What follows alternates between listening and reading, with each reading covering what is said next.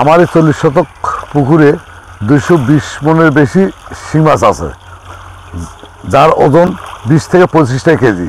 যদি কোনো ব্যক্তি এই মাছটা নিতে চান তাহলে আমার মোবাইল নাম্বারে যোগাযোগ করুন, আমি 1 সপ্তাহের মধ্যে মাছটা বিক্রি করব। দর্শক আসসালামু আলাইকুম, স্বদেশ বিডি নিয়মিত পর্বে সবাইকে স্বাগত। দর্শক, আমি এই মুহূর্তে অবস্থান করছি একক শিং মাছ পুকুর পাড়ে। এই পুকুরটি 40 শতাংশ। এই পুকুরে এই প্রবীণ উদ্যোক্তা ভাই একক শিং মাছ চাষ করেছেন। অল্প দিনের ভিতরে এই একক শিং মাছটি উনি হারভেস্ট করবেন।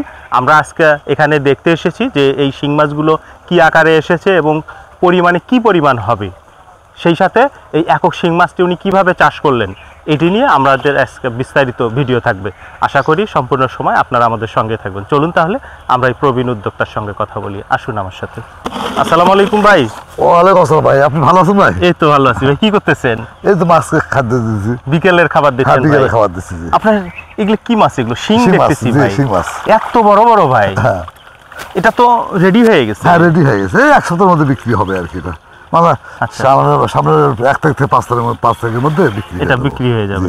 আর পুকুরে আপনি কি দিয়েছিলেন, মানে কত লাইনের মাছ দিয়েছিলেন? আমি রেনুতে দিয়েছিলাম। আচ্ছা আচ্ছা, কত লিটার দিয়েছিলেন? আমি 7 লিটার দিয়েছিলাম। 7 লিটার? আচ্ছা, সংখ্যায় যদি অনুমান করি তাহলে কি পরিমাণ শিং হবে এখানে? এখানে কমপক্ষে 4 লাখ তো হবেই। 4 লক্ষ শিং হবে। আচ্ছা, আপনারা যে একক শিং মাছ চাষটা করেন, এখানে তো যেহেতু আপনারা ডিমটা দেন বা রেনুটা দেন, এখানে তো মেল ফিমেল উভয়ই আছে? উভয়ই আছে, হ্যাঁ। যারা মহিলা মাছ, মা মাছ যেটা বলা হয়, আমরা বাংলাতে মা মাছ বলি, ওটা কিন্তু অলরেডি হয়ে গেছে। ওটা 16টা 12টা পর্যন্ত কেজি, 12টা 16টা কেজি। আমরা যতটুকু বাজার চাহিদা জানি যে ফিমেল মাছটা অর্থাৎ মহিলা মাছটার কিন্তু অনেক চাহিদা। তো ভাই, আপনি কতদিন এখানে লালন পালন করলেন যে আপনি 1 সপ্তাহের ভিতরে বিক্রি করবেন? 7 মাস। 7 মাস মানে মাঝখানে তো শীতে পড়ে গেছে। তার মানে শীতে পড়ার কারণে কয় মাস বেশি সময় নিচ্ছে? 2 মাস বেশি, 5 মাস হওয়ার কথা ছিল, 2 মাস বেশি সময় নিচ্ছে। আপনি শুরু থেকে এই মাছটা কি দিয়ে মানে লালন পালন করতেছেন ভাই? খাদ্য কি? খাদ্য প্রথম আগে আমাদের মধ্যে শুধুমাত্র ডিমের কুসুম দিতাম আমরা। হ্যাঁ, কুসুমের পরে আবার যখন মাছটা একটু পাউডার দিলাম, পাউডার দেওয়ার পরে যখন 2000 লাইনে এসে গেল, তখন একটা 0.5 নামে একটা খাদ্য আছে দিছি। তারপর যখন 1000 লাইনে আসছে তখন 1 পয়েন্ট দিছি। আচ্ছা, হ্যাঁ, যখন 500 লাইনে আসছে তখন 1.3, ওই 3 থেকে চলতেছে এখন 3 আর 2 মিলি, এবং শেষ পর্যন্ত তো এই খাবারই শেষ পর্যন্ত এই খাবার। ভাই, শিং মাছের রোগ ব্যাধি নাকি বেশি? হ্যাঁ, শিং মাছের রোগ বেশি। আপনি কি রোগ পাইছিলেন এখানে? না, আমি রোগ পাইনি। আচ্ছা, তার মানে আপনি তাহলে পূর্ব প্রস্তুতি হিসাবে মনে হয় পানি ভালো রাখার সব ধরনের মেডিসিন দেন। পানি কত সুন্দর পানি। জি, পানিটা শিং মাছের পানি স্বচ্ছ এবং অনেকটা সবুজ সবুজ পানি। এরকম হয় না, এরকম পানি করতে পারে না। আচ্ছা, এই কই অথবা শিং মাছ চাষের ক্ষেত্রে পানির 2টা জিনিস দেখতে হয়, একটা হচ্ছে অ্যামোনিয়া, একটা হলো পিএইচ। জি। তাহলে তার মানে কি এই 2টা পরীক্ষাই কি একটা শিং মাছ চাষের জন্য যথেষ্ট? না, আর কি পরীক্ষা আছে? তারপর মাছের সমস্যা হতে পারে। পানি ঠিক থাকার পরও মাছের সমস্যা হতে পারে। সেক্ষেত্রে আপনি কি করেন তখন? এটা আমাকে একটু, যে মাছ চাষ করে তাকে একটু সচেতন হতে হবে। হ্যাঁ, আপনার পিএইচও ঠিক আছে, অ্যামোনিয়াও ঠিক আছে, কিন্তু পানিটা নষ্ট হয়ে গেছে তাৎক্ষণিক। কিভাবে বুঝবো পানিটা নষ্ট হচ্ছে? পানিটা ময়লা দেখা যাবে, পানির উপর বুলুম হবে। জি, হ্যাঁ, যখন এগুলো দেখা যাবে তখন পানিটা দ্রুত গতিতে বের করে দিতে হবে। আচ্ছা, বের করে দিয়ে নতুন বোর্ডিং এর পানি, ফ্রেশ পানি দিতে হবে। ভাই, এই মাছটা তো আপনি 7 মাস লালন পালন করলেন, খরচ কেমন হচ্ছে ভাই? খরচ হিসেবে আমার 12 লক্ষ টাকা। খরচ কত? 12 লক্ষ টাকা? 12 লক্ষ আপ আছে। আপ। আচ্ছা, এখন আপনি তাহলে কত মনের প্রত্যাশা করতেছেন? আমি এখানে এখন যদি আমি তাও আমার এখানে 220 মণ মাছ আছে। আচ্ছা, এটা বোঝা যায় কিভাবে খাদ্যের উপরে। হ্যাঁ, আচ্ছা, আমার মাছে কতটুকু খাদ্য খায় ওর উপরে নির্ধারণ হয়। এখান থেকে উদ্দে 1-2 মণ কম বাস হবে। আচ্ছা, হয়তো 22 হবে না 18 হবে।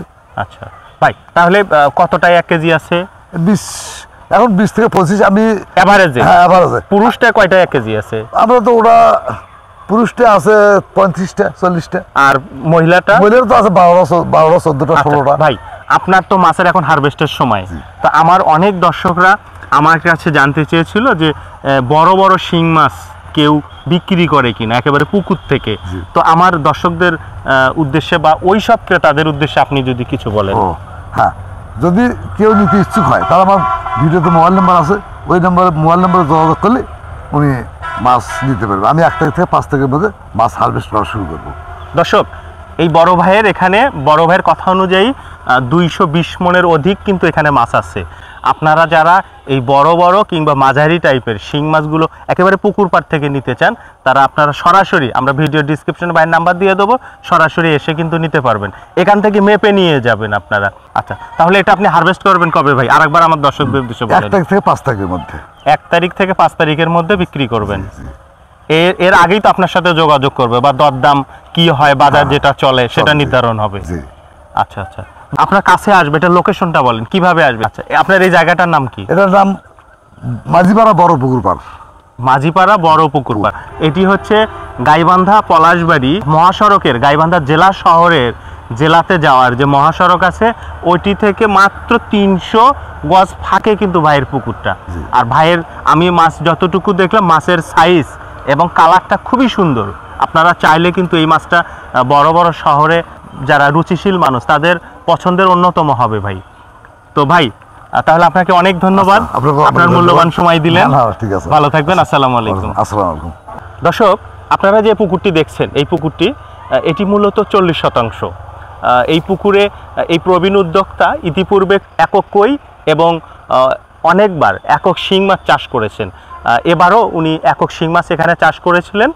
এই শিং মাছটি এখন হারভেস্টের সময় হয়ে গেছে, উনি চাইলে এখনই কিন্তু বিক্রি করতে পারবে। তারপরও ভাই বললেন যে আগামী মাসের 1 তারিখ থেকে 5 তারিখের ভেতরে উনি এই মাছটি বিক্রি করবে। আমার মনে হয় যারা গাইবান্ধা কিংবা বাংলাদেশের যে কোনো প্রান্ত থেকে এরকম বড় বড় শিং মাছ নিতে চান, তারা সরাসরি ভাইয়ের পুকুর পাড়ে এসে মেপে কিন্তু নিয়ে যেতে পারবেন। আমরা ভিডিও ডিসক্রিপশনে নাম্বার দিয়ে দেবো। সেই সাথে আরেকটা কথা না বললে নয়, এই বড় ভাই কিন্তু অধিক ঘনত্বে কই এবং শিং মাছ চাষের চাষ পদ্ধতি অত্যন্ত ভালো বোঝেন এবং ইতিপূর্বে অনেকবার উনি রেকর্ড পরিমাণ অধিক ঘনত্বে কই এবং শিং মাছ চাষ করেছেন। তো সেই দিক থেকে আমরা বলতেই পারি যে এই ভাই যে পুকুরে শিং মাছটি চাষ করেছেন অত্যন্ত সুন্দর এবং ভালো হয়েছে, যেটির বাজার মূল্য অনেক ভালো হবে। এই ছিল আমাদের একক শিং মাছ চাষের এই প্রবীণ উদ্যোক্তার বিস্তারিত তথ্য। আশা করি ভালো লেগেছে। ভালো লাগলে অবশ্যই স্বদেশ বিডি ইউটিউব চ্যানেলটি সাবস্ক্রাইব করবেন। সবাই ভালো থাকবেন, সুস্থ থাকবেন, স্বদেশ বিডি চ্যানেল সাথেই থাকবেন। আল্লাহ হাফেজ।